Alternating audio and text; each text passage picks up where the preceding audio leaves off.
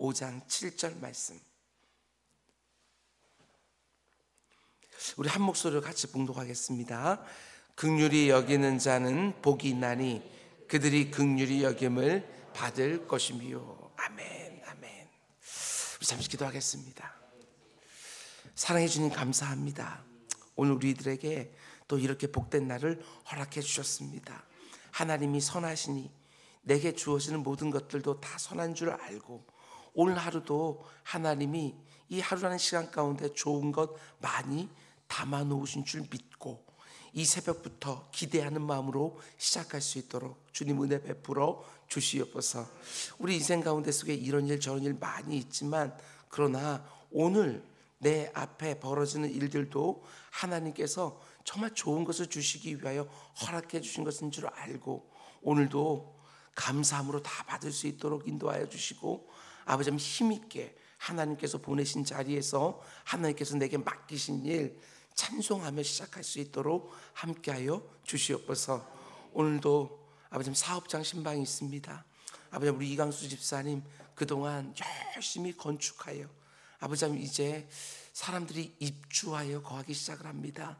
주님 모든 그 절차 가운데도 함께하여 주시고, 아버지 그 가운데 결점들 보이지 않게 하여 주셔서 안전하게 사람들이 보금자리를 누릴 수 있도록 주님 그를 사용하여 주시옵소서.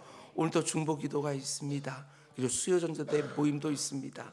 주님께서 함께하여 주시사 그 가운데 마땅히 드려져야 될 기도가 드려지게 하시고, 하나님께서 기뻐하시는 복음이 흥황하게 하여 주시옵소서. 우리 장유정 집사님 새벽 기도를 놓고 감사 8번째 예물을 드립니다.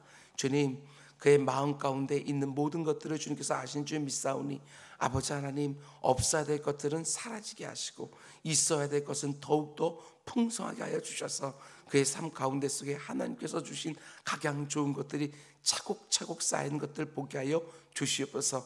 기도의 자리에서 하나님과 독대한다고 하는 것이 얼마나 내 인생 가운데서 소중한 시간이며, 하나님의 응원하심과 격려와 위로를 받으며 그 가운데 속에 하루하루가 새롭게 열리는 것들을 볼 수 있도록 은혜 가운데 열어주시옵소서. 이 모든 말씀 예수님의 이름으로 기도드렸습니다. 아멘, 아멘. 여러분 잘 오셨습니다. 지난밤 잘 주무셨나요? 제가 왜 이런 질문을 드리냐면, 제가 잠을 잘 못 자가지고 여러분께 좀 드렸습니다. 어제는 왜 이렇게 잠이 안 오는지, 저는 머리만 딱 붙이면 자는 사람인데 어제 고생 좀 했습니다. 생각이 많은 것도 아닌데 그냥 잠이 안 왔습니다. 아무래도 특별 새벽 기도 앞두고 있으면 이렇게 긴장감이 있어서 그런 것 같아요. 올해는 특별히 주제도 아직 못 잡았거든요.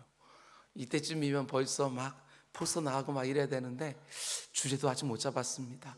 받을 은혜는 맞는 것 같은데 그 가운데 뭐가 이렇게 꿰지는 게 없어가지고 요즘 많이 조바심이 좀 나기도 합니다. 여러분 기도 많이 해주셔서 잠잠하지만 그 가운데 묵직한 하나님의 은혜에 사모하는 가운데 다 임하게 되기를 축복합니다. 오늘 하나님의 의지밀의 8번째 시간입니다. 오늘 말씀의 제목은 하나님의 긍휼이 선순환되는 길목에 나의 긍휼도 있게 하여 주옵소서. 이런 제목으로 말씀 전하도록 하겠습니다. 하나님의 긍휼이 선순환되는 그 길목 가운데 나의 긍휼도 있게 하소서. 이런 제목입니다. 우리는 어제 새벽에 우리 주님의 팔복 가운데 5번째 복, 다른 사람들을 긍휼히 여긴 자에게 주어지는 복에 대해서 함께 생각해 보았습니다. 아무리 나에게 해코지라고 힘들게 하는 사람이라도 긍휼히 불쌍히 여기는 마음이 내 안에 생기기만 하면 얼마든지 그 사람도 용납하고 용서할 수 있다. 이런 말씀 함께 나누었지요. 내 안에 있는 그 못된 것이 저 사람 안에도 있다고 하는 거 잊지 마시기 바랍니다. 그저 우리가 다 죄인이지 이렇게 말만 하는 것이 아니라, 내가 죄인이면 저 사람도 죄인이고, 내가 내 안에 있는 못된 거 보면서 많이 울었다고 한다면 여러분 그 사람 울지도 못하고 있으니 얼마나 더 불쌍히 여겨야 될까. 그렇게 나를 힘들게 하고 있으면서도 자기가 옳은 줄 압니다. 내 마음을 이렇게 힘들게 만들고도 그걸 알지를 못합니다. 다른 사람들은 다 아는데 자기 자신만 모릅니다. 여러분 얼마나 불쌍한 인생입니까? 내가 얼마나 못된 죄인인지 아직도 보지를 못하고 자기 눈에 커다란 듬보가 들어있는데도 불구하고 그것 찾아보려고 하지도 아니하고 다른 사람들 안에 있는 티끌 하나를 가지고 문제를 삼고 정죄하기도 하는 것이지요. 근데 더 심각한 것은 하나님과 자신이 문제가 없는 것처럼 생각을 한다는 것입니다. 우리가 어제 새벽에 묵상한 것처럼 하나님과 바른 관계 안에 있는 사람들은 반드시 다른 사람들과도 바른 관계를 맺게 되어 있는데, 다른 사람들과 그렇게 관계가 형편없이 되어 망가져 있음에도 불구하고 하나님과 아무런 문제가 없는 것처럼 생각하니 그 눈이 얼마나 가려져 있는가. 여러분, 불쌍히 여기셔야 됩니다. 그 사람을 내치기 전에 긍휼한 마음으로 그 사람을 놓고 오히려 우리 주님처럼, 스데반 집사처럼 기도해야 되는 것이지요. 하나님, 이 사람을 불쌍히 여겨 주시옵소서. 자기가 지금 무엇을 하고 있는지도 알지 못합니다. 그게 바로 우리 성도가 이 땅을 살아가면서 나를 힘들게 하는 사람들을 대하는 방식이지요. 어렵습니다. 그러나 절대로 잊지 마십시오. 우린 주님의 뒤를 따라가는 그분의 제자들이라고 하는 거, 이걸 잊으면 안 되는 것이지요. 그런데 우리가 여기서 놓치지 말아야 되는 것이 있습니다. 그게 뭐냐면, 여기서 긍휼히 여긴다라는 말은 단지 불쌍히 생각하라, 이런 의미만 들어있는 것이 아니라는 것입니다. 물론 내 마음에 불쌍히 여기는 것 너무나도 귀한 것이지만, 여기서 긍휼히 여긴다는 말은 구체적인 행동도 요구하는 말이라는 것, 이걸 잊으면 안 된다는 것입니다. 그 사람이 너무너무 불쌍히 여겨지기 때문에 그 사람이 그 자리에서 벗어날 수 있도록 내가 그 어떤 값을 지불한다 할지라도 그를 도와주는 적극적인 행위가 반드시 포함되어 있어야 된다. 그게 바로 우리 주님이 말씀하시는 긍휼히 여긴다라는 말의 의미지요. 여러분과 제가 예수 그리스도의 그 넘치는 긍휼을 먼저 받은 자로서 이 세상을 어떻게 살아가야 되느냐. 누가복음 10장을 보면 우리 주님 긍휼을 베푼 사람의 예로 선한 사마리아인의 비유를 말씀해 주십니다. 선한 사마리아인의 비유, 우리가 너무나 잘 아는 말씀이지요. 그런데 생각해 보십시오. 그 선한 사마리아인이 길을 가다가 강도를 만나 피를 흘리고 있는 그 사람을 보면서 그저 긍휼히만 여기고 그저 불쌍히만 여기고 지나갔다면 어떻게 되었을까? 모든 값을 대신 치러주면서 자기 안에 있는 긍휼한 그 마음을 구체적인 행동으로 보여주지 않았다면 어떻게 되었을까? 아무런 일도 일어나지 않는 거예요. 긍휼히 여기는 마음만 가지고 있으면 안 되고 반드시 구체적인 행위로 드러나야 된다. 오늘날 여러분과 제 주변에도 강도 만난 것 같은 사람들이 얼마나 많은지 모릅니다. 경제적인 문제로 너무나 힘들어하며 쓰러진 사람들도 너무너무 많고, 육신적으로, 정신적으로, 영적으로 문제가 있어서 누군가의 도움이 절실한 사람들, 자기 안에 있는 문제를 스스로 해결하지 못하고 그것을 밖으로 꺼내 놓으면서 다른 사람들에게 뾰족뾰족한 가시로 찌르는 사람들, 다 강도 만난 사람들이지. 나 어렵다고, 나 상관없다고 그냥 지나치면 안 됩니다. 내가 아무리 분주하고 바쁘다 하더라도 그냥 그 사람들을 지나쳐 버리면 우리 주님이 여러분과 저의 기대하는 모습이 절대로 아니라는 것입니다. 그냥 긍휼히 여기고 불쌍히 여기는 마음만 갖는 것으로는 충분하지 않습니다. 내가 가던 길을 멈추고 내 시간과 내 물질과 내 정성을 내어놓고 돌보는 구체적인 행위가 따라와야 예수 그리스도의 긍휼하심을 먼저 받은 자의 또 다른 긍휼이 이 세상에 드러나게 되어지는 것이지요. 여러분과 제가 지옥을 향해 막 달려가고 있을 때에 저 어리석은 인생들 쯧쯧하면서 안타까움만 하시고 긍휼히 여기기만 하시고 불쌍히 생각만 하시고 가만히 있었던 것이 아니라 그런 우리를 위하여 자기 아들까지 내어주시는 그 행위가 있었기 때문에 여러분과 제가 사망으로 가던 길에서 생명으로 가는 길로 돌이킬 수 있었던 것 아니겠습니까? 우리 주님 선한 사마리아인의 비유의 결론으로 이렇게 말씀하시죠. 얘들아, 너도 가서 이와 같이 해라. 행동을 말씀하시는 거예요. 마음이 통하고 말이 통하는 몇몇 사람들과 알콩달콩 잘 지낸다고 해서 내가 다른 사람들과 바른 관계를 맺고 있는 것이 절대로 아니라고 하는 거, 여러분 잊으면 안 됩니다. 내가 긍휼히 여기고 불쌍히 여기면서 구체적인 행동으로 섬길 수 있는 사람들을 반드시 찾아야 되는 것이지요. 여러분과 제가 반드시 긍휼한 사람으로 이 세상에 드러나야 그런 여러분과 저를 통하여 하나님이 영광을 받으시는 것이고, 하나님이 자기 아들까지 십자가에 내어 죽이실 정도로 사랑하신 이 세상이 구원의 기회를 얻게 되는 것이고, 그렇게 긍휼하게 살아가는 성도들 때문에 이 세상이 조금이라도 더 따뜻해지는 거 아니겠습니까? 하나님의 긍휼하심으로 구원받은 여러분과 제가 단지 이 세상 사람들보다 조금 더 윤리적으로 살고 조금 더 영적으로 산다고 해서 그것으로 만족하면 절대로 안 됩니다.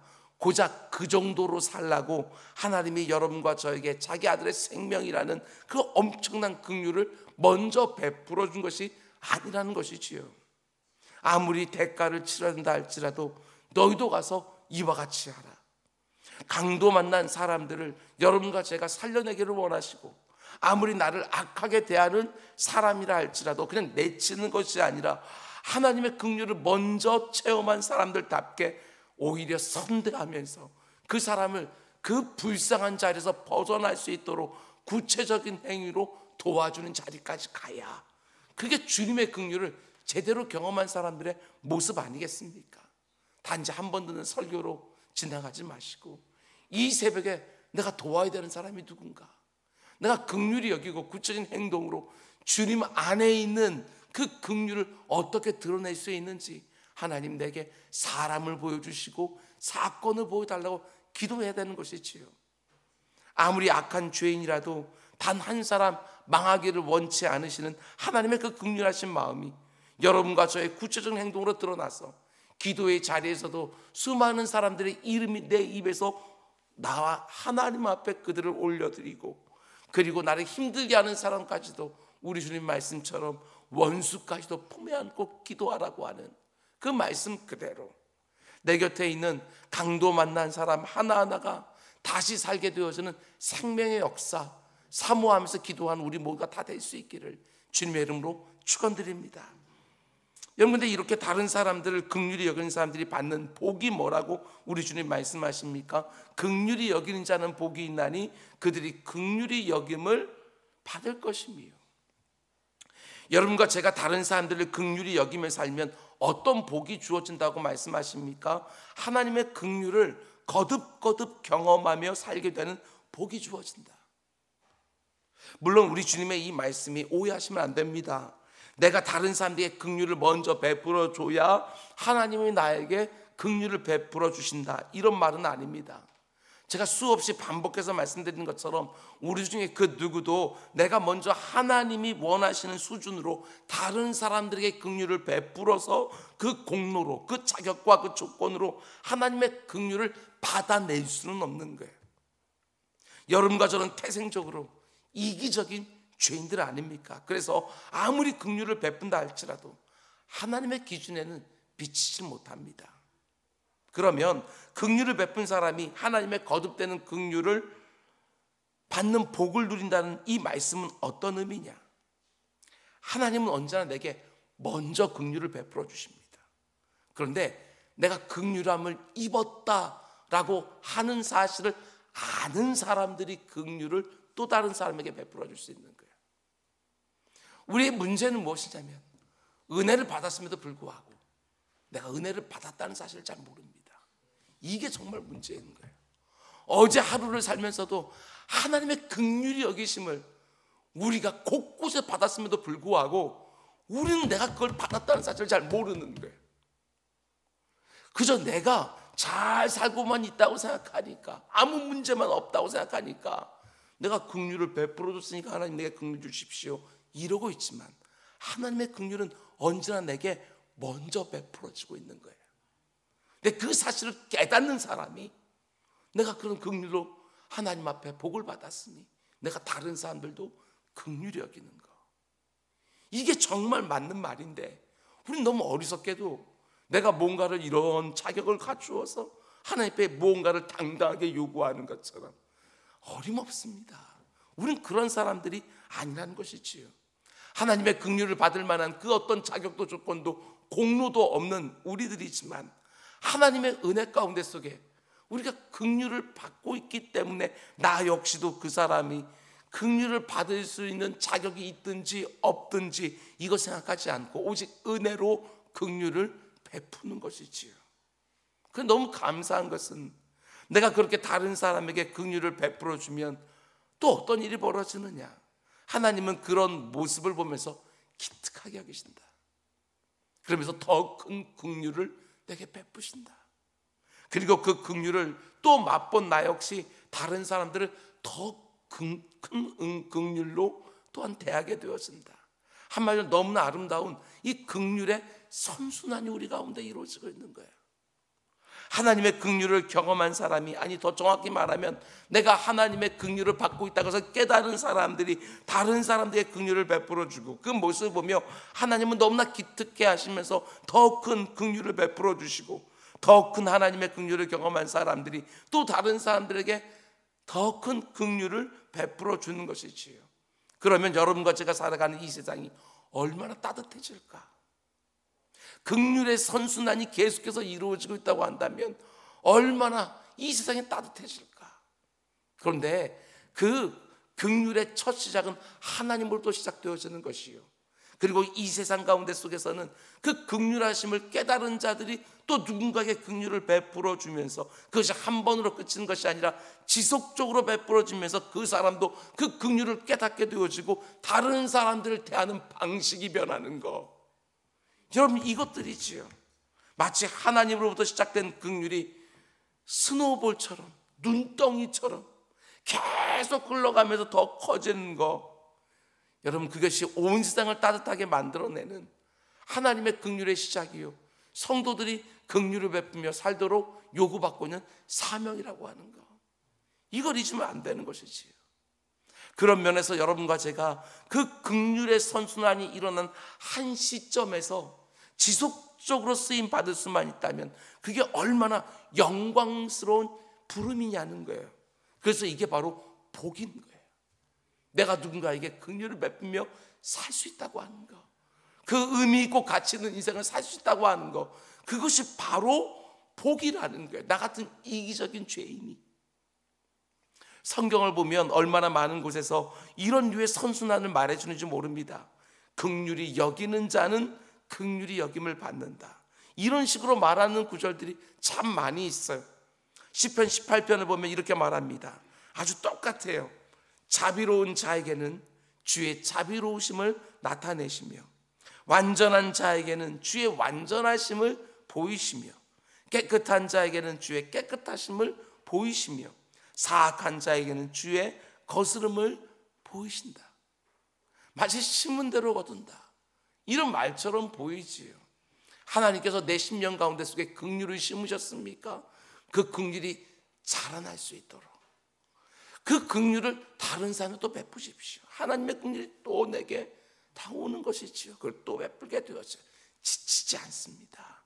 그 사람을 불쌍히 여기며 용서하려고 할 때 지치지 않습니다. 하나님께서 계속해서 공급해 주시는 것이 있기 때문에 그렇지요. 조금 형태는 다르지만 잠언 11장도 이렇게 말합니다. 인자한 자는 자신의 영혼을 이롭게 하고 잔인한 자는 자기의 몸을 해롭게 하느니라. 다른 사람에게 긍휼을 베푸는 것이 그 사람에게만 복이 되는 것이 아니라 나에게도 복이 되어진다. 반대로 다른 사람들에게 긍휼을 베풀지 않고 잔인하게 대하는 사람은 자기 자신을 해롭게 하는 것과 똑같다. 마음에 잘 새겨 놓으십시오. 신약의 야고보서 말씀이 결정적입니다. 긍휼을 행하지 아니하는 자에게는 긍휼 없는 심판이 있으리라. 저는 이 구절을 묵상할 때마다 섬뜩해요. 하나님의 긍휼이 없는 심판. 내가 내 인생 전부를 가지고 그분의 심판 앞에 딱 섰는데 하나님이 조금도 긍휼을 베풀지 아니하고 그 가운데 내 행한 대로만 딱 처리하신다. 여러분과 제가 어떻게 되겠어요? 한 사람이라도 살아남을 사람들이 있겠습니까? 긍휼이 없는 심판. 그런데 이 땅을 살아가면서 뒤집어 보면 내가 누군가에게 긍휼을 행하며 살면, 뭔가 그 사람이 행한 대로 딱 하면 긍휼 없으면 나도 되갚아 줘야지요. 몇 갑절 더해서 갚아줘야지요. 근데 내가 긍휼로 그 사람을 대했다고 한다면 하나님은 심판대에서 나를 긍휼로 대해 주실 것이다. 이렇게 말씀하시는 것이지요. 성경이 이렇게 여러 곳에서 긍휼에 대해서 말하고 있고, 긍휼의 선순환을 말하고 있고, 다른 사람들을 긍휼히 대하지 않는 자에게 하나님도 긍휼이 없는 심판의 시야도 말씀하시는데, 그러면 여러분과 저는 어떻게 이 땅을 살아야 되겠습니까?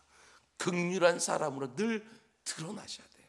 따뜻한 사람들, 계속해서 기회를 주는 사람들로 반드시 드러나야 되는 것입니다. 하나님이 나에게 먼저 베풀어준 긍휼에 너무나 감격하면서, 기도의 자리에서, 말씀의 자리에서 내가 얼마나 심령이 가난한 사람인지 애통하고, 그 가운데 온유한 심령으로 빚어져서 그 가운데 하나님 앞에 나아갈 때마다 그 하나님의 은혜가 무엇인지를 깨닫게 되어지고, 다른 사람들도 또 은혜로 대하게 되어지는 이 선순환이요, 그 가운데 오늘 우리가 또 끼어들 수 있다고 한다면 얼마나 그것이 영광스러운 역할이냐고요. 보복이 계속해서 순환되고 있으면 어떻게 되겠어요? 그런데 하나님의 긍휼을 먼저 경험한 사람들이 그 보복의 그 순환 가운데 딱 끼어들어서 그것을 보복하지 않고 긍휼로 갚아내기 시작하면 바로 여러분과 저로부터 하나님의 새로운 역사가 시작되어지는 길목이 되어지잖아요. 그 일들을 감당하는 거예요. 하나님과의 바른 관계 안에서 말씀을 듣고 기도하면서 오늘 하루 여러분과 제가 출발합니다. 오늘 하루 온종일 다른 사람과의 바른 관계를 이뤄내게 해달라고 기도하며 출발하기를 원합니다. 오늘 하루 가정에서든지 일터에서든지, 여러분의 배우자와의 관계든지 자녀와의 관계에서든지, 직장 동료나 이웃들과의 관계에서든지 여러분 특별히 혈기 부리지 않게 해달라고 기도하시기 바랍니다. 혈기 부리는 것만큼 관계를 깨뜨리는 무시무시한 도구가 없어요. 나를 성가시게 하는 상대방의 못된 것이 내 안에도 반드시 들어있는 줄 알고 오히려 긍휼히 여기면서, 불쌍히 여기면서 하나님의 긍휼하심과 불쌍히 여기심을 또 사모하는 것이지요. 오늘 이 새벽 기도의 자리로 쑥 들어가서 내 안에 여전히 있는 악함과 약함과 그 초라함을 다시 한번 보고, 오늘 누가 나를 아무리 자극을 한다 할지라도, 아무리 힘들게 한다 할지라도 내가 이 새벽에 내 안에서 본 그 악함과 그 약함이 그 사람에게도 똑같이 들어있는 줄 알고 긍휼히 여기시기 바랍니다. 하나님 앞에서 죄된 나를 본 그 눈을 가지고 다른 사람들을 보게 되었으면 틀림없습니다. 오늘 우리는 또 화평케 하는 자로 드러나게 될 것입니다. 너무나 엉터리 같은 나에게 베풀어 주신 하나님의 긍휼이 뭔지를 아는 성도들답게, 나를 성가시게 하는 사람들에게도 나의 긍휼을 베풀어 주면서 내가 살아가는 삶터와 일터에 이루어지는 그 긍휼의 선순환, 그 따뜻한 분위기 꼭 이루어 가시기를 주님의 이름으로 축원드립니다. 우리 기도하겠습니다. 사랑의 주님, 또 한 번 생각하게 되었습니다. 이 땅 가운데 속에 아버지, 나는 온통 내가 받은 대로 되갚아 주려고 하는, 아버지 그 보복하려고 하는 마음들이 가득합니다.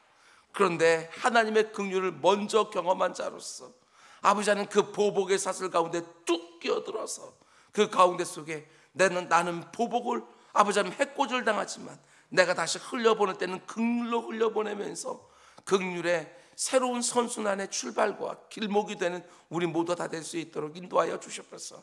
오늘 누가 내게 험한 말, 독한 말, 아픈 말 한다 할지라도 그거 오늘 이 말씀을 들었으므로 그 말씀 잘 받아내어서 그 가운데 속에 선한 말, 따뜻한 말, 힘나게 하는 말로 흘려보내는 일에 쓰임받는 우리 모두 다 되게 하여 주시옵소서.